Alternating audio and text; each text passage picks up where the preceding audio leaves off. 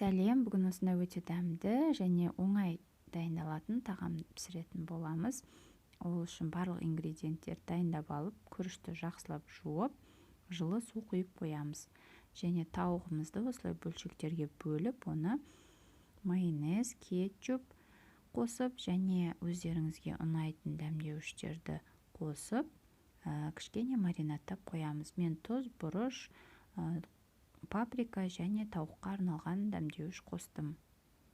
Осылай жақсылап араластырып қоямыз.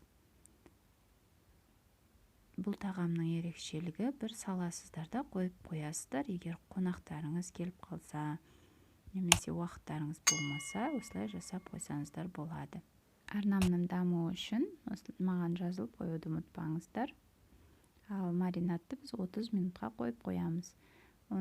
Ол уақыт ішінде осылай сәбізді күштен өткізіп, көкөністерімізді дайындап аламыз. Пиязды да мен күштен өткізе саламын. Және картопты осындай күштен өткіземіз. Ол өте жіңішке болып шығу керек.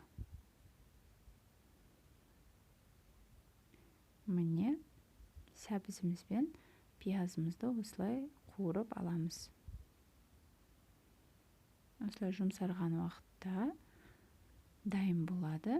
Және ыдысымызға бірінші осы қуырып алған көкөністерімізді саламыз астыңғы қабатына. Оның үстінен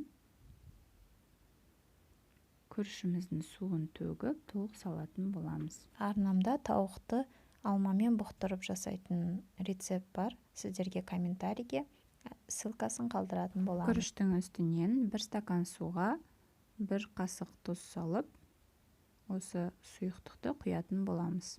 Және картоптарды осылай шетінен де салдым. Және тауықты күріштің бетін толық жауып тұратындай етіп салу керек. Сонда күріш жақсы пісетін болады. Және оның бетінен картоптарды слой-слоймен жауып қоятын боламыз.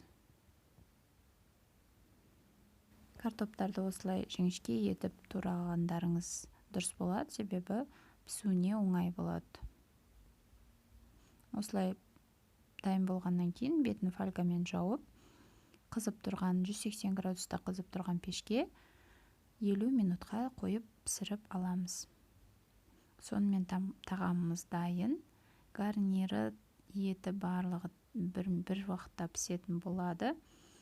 Осылай жасап көріңіздер. Баршаңызға ас болсын.